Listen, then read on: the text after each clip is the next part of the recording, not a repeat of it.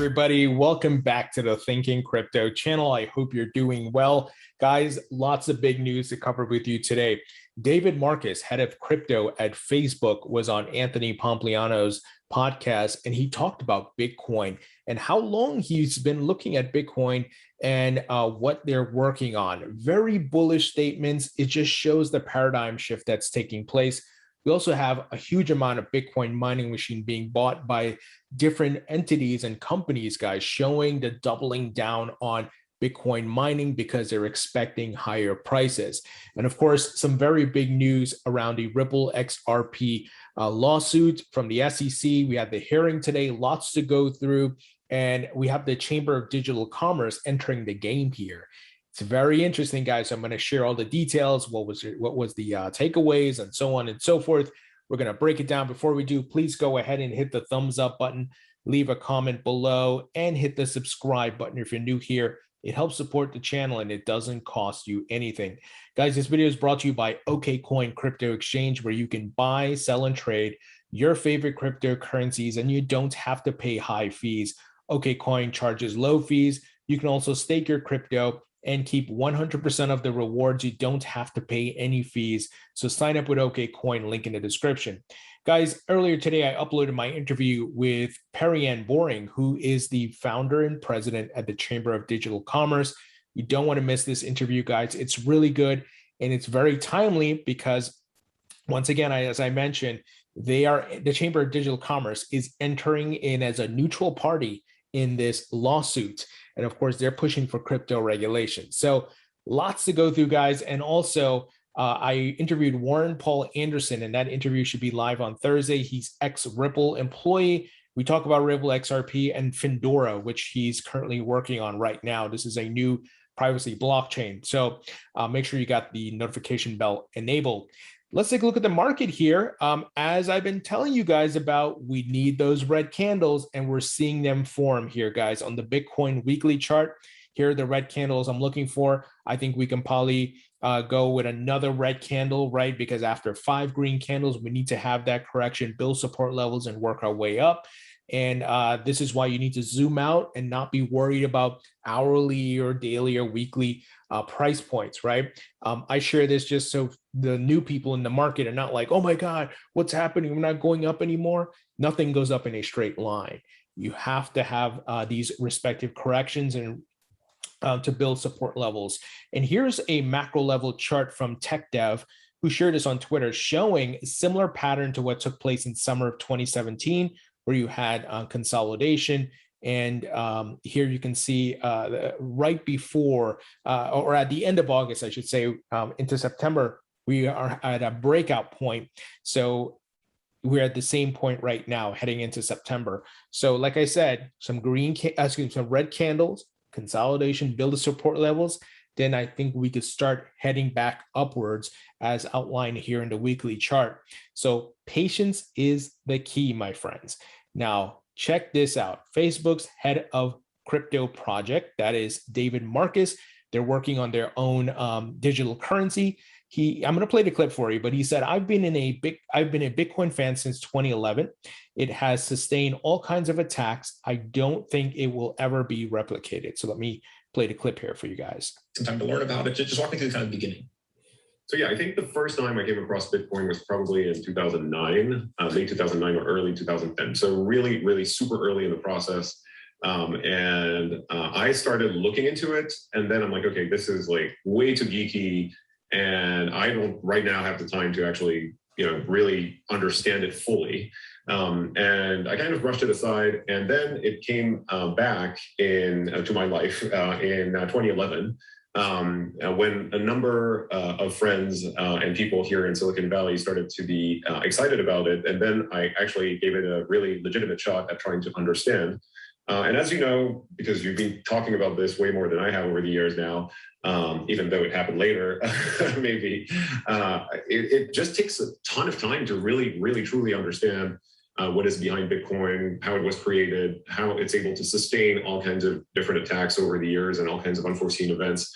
And so that's when I really focused on it, is late 2011, and then it carried me through to 2012.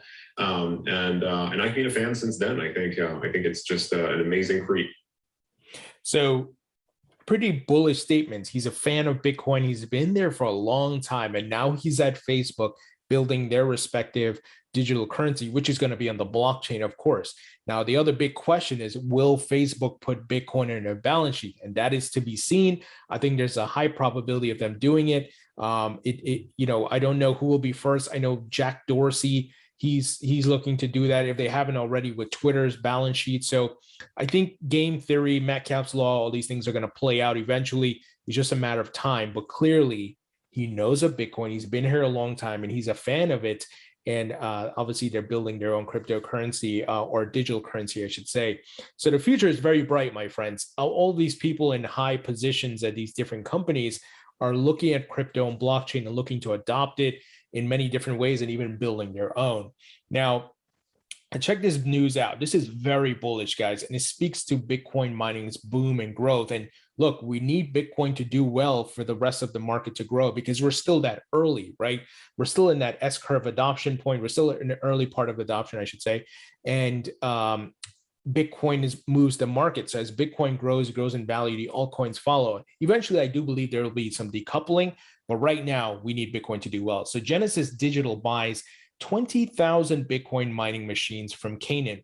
The company has the option to purchase 180,000 more. Now, why would they be investing this amount of money and buying all these machines? They are expecting higher prices, guys. They know what's coming, more mass adoption, right? So Genesis Digital has purchased 20,000 Bitcoin mining machines from China-based manufacturer Canaan.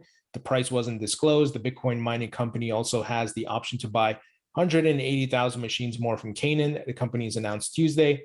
The co-founder and executive chairman of Genesis Digital said the machines from this order were part of ongoing efforts to rapidly scale Bitcoin mining across where, guys? North America and in the Nordics, where the company is focusing on renewable energy sources. Guys, this is huge. And then let me give you some additional details. In June, Genesis Digital purchased 10,000 mining machines from Canaan. And the last month, the company raised $125 million in equity to help fund its North American and Nordic expansion plans. See what's happening here? They're getting the money, and it's not chump change. It's millions of dollars. So the people investing in these companies are expecting a return on their investment. How does that happen? Well, Bitcoin's value has to go up. People have to use the network, right?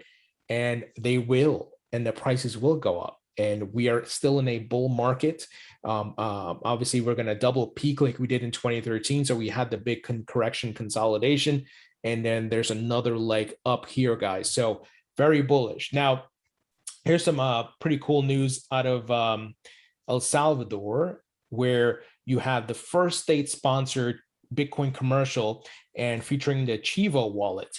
Now, remember, next month, or literally tomorrow, it's going to be September, Bitcoin will be officially made a legal tender. They have been setting up Bitcoin ATMs.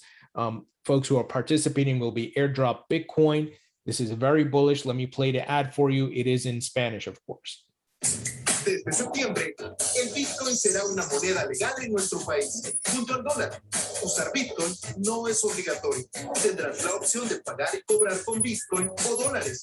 Todas las transacciones en efectivo, los precios, los salarios y las pensiones seguirán siendo en dólares. Tendrás la opción de usar gratis la wallet del gobierno para hacer transacciones en Bitcoin o en dólares. So, I'm not going to play the whole thing. Obviously, it's in a different language. Those of you who understand Spanish can probably understand what's being said, but very bullish, my friends. Look at what is taking place here. And this is a state-sponsored commercial or ad, right? This is not a private company, guys. This is a government. and Bitcoin's going to be made a legal tender. And I think as we see game theory and Metcalfe's law play out, other countries are going to follow suit. Obviously, we talked about Cuba just recently. They're looking to do make crypto legit, and of course, they're going to regulate it. So very bullish news, guys. The future of this market is so bright. I hope you understand, you see the bigger picture, the vision here, and why patience is important. It's like getting Amazon in 1995 and you had to wait. You had to wait, right? Likewise, Google and so forth. We are still very early. All right, let's move ahead to the SEC Ripple XRP lawsuit. Big day. We had the hearing today about why the SEC is still bullshitting and not handing over the documents that the judge has ordered them to. Well, Jeremy Hogan gives a quick recap here. He just published his video, and I'll play a clip because he articulates it much better than I could. And we have updates around some other items as well. But anyways, what this hearing made clear is that the judge believes that all of these documents are extremely relevant. And I think relevant and important enough to overcome any DPP argument. And the reason why this is so important to the judge is because of a case that Attorney Solomon briefly pointed out, but which is more important than the time it was given during the hearing. Looking at Solomon's brief at the bottom of page 3, here's what he says, quote, "If the underlying law was unclear at the time, even to the SEC, then the alleged violation could not have been so obvious that the defendant must have been aware of it," close quote. And that's citing to the Novak v. Kasich case. And that is what Solomon is gunning for, and that's why the judge ruled in favor of Ripple and the individual defendants on this motion. So you might be asking, well, what happens from here? Now, first, the SEC will be providing copies of the documents Ripple wants to Ripple. They'll be redacted. Now, the judge made a very strong point that they were to be lightly redacted. I think she said that 3 different ways. But the judge and the judge alone will get complete and unredacted copies of all the documents. This is called an in-camera review. And in-camera, we're not talking about something with megapixels. In-camera is a Latin word for in private. So the judge will review the complete documents, and then the parties will provide legal briefs which argue why each individual document is or is not privileged. And then the judge is actually going to issue an order on each individual document and either order it produced to Ripple or not produced to Ripple. So pretty cool what happened today. The attorneys for the SEC are just looking like morons. And of course, they're in a bad position. The SEC is going to lose this, guys. Will Ripple have to pay a fine? I think so, for 2013 to 2015.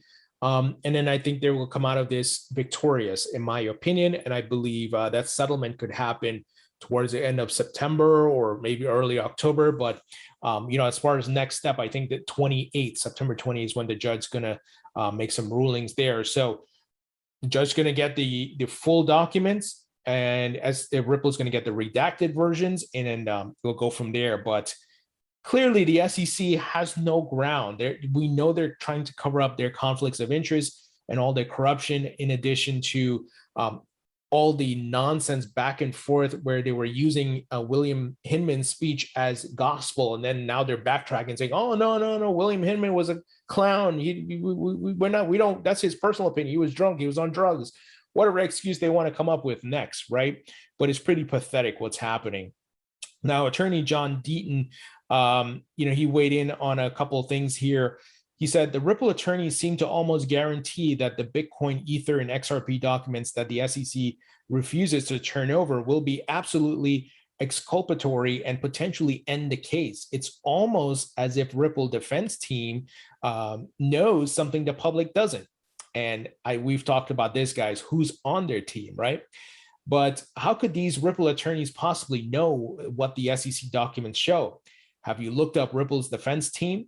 Mary Jo White, former chairman of the SEC, Meredith Cross, former director of corporation finance, Andrew Sersney, who served for nearly 4 years as a director of enforcement at the SEC under the chair Mary Jo White, Matthew Solomon, who formerly served as the SEC's chief enforcement litigation counsel.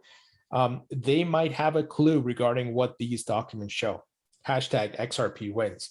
And remember, Joseph Grunfest is also one who came out and criticized this, and he's also been working with Ripple for years. And don't forget, I interviewed guys. This was, I think, going back to 6 months ago, former SEC official Joseph Hall at his respective law firm, where Davis Polk, I believe it is, and he weighed in on this. And if you haven't seen this interview, I'll put a link in the description. But he's also an SEC official, said this was just wrong, right? So it's pretty interesting that a lot of the SEC officials who used to work at the SEC are coming out saying this is stupid. Like, what are you doing? Because they know they can't come out and say, hey, Jay Clayton and William Hinman were corrupt. Obviously, they can't do that, right? From an optics, from a political standpoint, they just can't throw those people under the bus and the SEC under the bus. But you can clearly tell they don't like what's happening, right? So the SEC, once again, in a very bad position, and I think they lose, Ripple wins. Now, Brad Garlinghouse tweeted the following about an article, a Forbes article we talked about yesterday, guys, highlighting the people have come together, the XRP army, the XRP holders. And once again, this is not just about XRP, this is about crypto, because the SEC, make no mistake about it, if they win this case, they're going to use that as a precedent to go after Cardano, VeChain, any cryptocurrency that has a foundation, a face to it, they're going to go after it. Trust me, guys. That's why Gensler has been asking for more power to regulate the markets, right? So Brad Garlinghouse tweeted the following in response to that article. This has been clear from the start. The SEC's lawsuit isn't just about Ripple. It's about what impossible standards of fair notice and due process through regulation by enforcement can do to the crypto innovation. Anyone could be next without warning. Absolutely. They're not stopping with Ripple. They're going to continue going. So I hold Cardano, I hold Chainlink, I hold VeChain. I don't want those to lose value. And the same thing what they did to XRP. So Brad said, at least one learning I'll take from this experience: never bet against the tenacity and thoroughness of Twitter sleuths. So shout out to all the people who've been researching stuff like Digital Asset Investor, finding all these videos that are clearly exposing the SEC and their hypocrisy, their conflicts of interest, and corruption. Now, I want to make sure I don't throw everybody under the bus here. Shout out to Hester Peirce, who I've interviewed. I have an interview coming up with her in October. And, you know, she's one of the great people there, forward thinking, speaking to the community, and clearly doing interviews and things like that. So I respect her a lot, as well as Elad Roisman. So the SEC, once again, looking horrible. Finally, this is some interesting news, and it goes back to my interview with Perry Ann Boring, which I uploaded today. You need to watch it, guys, because she's on the front lines talking to politicians and regulators, trying to educate them as part of the Digital Chamber of, the Chamber of Digital Commerce. And they and her team have filed an appearance for amicus curiae, if I'm saying that right. I apologize if I'm not, on behalf of the Chamber of Digital Commerce. Now, if you want to know what that is about, you got to watch the interview, but I'll give you the TLDR really quick. It is essentially they're coming in as a neutral party requesting documentation. And we know while they may come in as a neutral party, they're advocating for crypto regulation. So you need more people to come in here and police and put accountability on these government agencies like the SEC. This is why you need whistleblowers and watchdogs and advocacy groups, because we've seen time and time again these respective government officials, because they're human beings, they can get corrupted and do things incorrectly, right? This is kind of an age-old thing. This is why you need neutral third parties, and with them entering in, I like it. More pressure on who? The SEC. This is awesome. So once again, I replied to this tweet and I said, hey, check out my interview. I interviewed the founder of the Chamber of Digital Commerce. We talk about it, what they're doing in the Ripple XRP lawsuit and the steps they're going to take. So I like this, guys. I like this a lot. I believe the SEC is going to lose. I believe there's going to be a settlement. Ripple pay a slap on the wrist fine, and we move forward. And I think it's going to open the floodgates, allow banks in the United States to leverage XRP like they are overseas. And I think that we're going to see a blast off in the price with XRP being relisted. So just my opinion. And this is from research, from interviewing people and what I'm seeing. And clearly the judge saying, hey, SEC lawyers, you guys are idiots. Like, it got kind of heated between the two of them on the call. But I think things are moving in the right direction. This is annoying and truly stupid on the SEC's behalf, but hey, it is what it is, and they're going to get, I think, embarrassed. But anyway, guys, what do you think? Leave your thoughts and comments below. Hit the thumbs up button, share this video, and I will talk to you all later.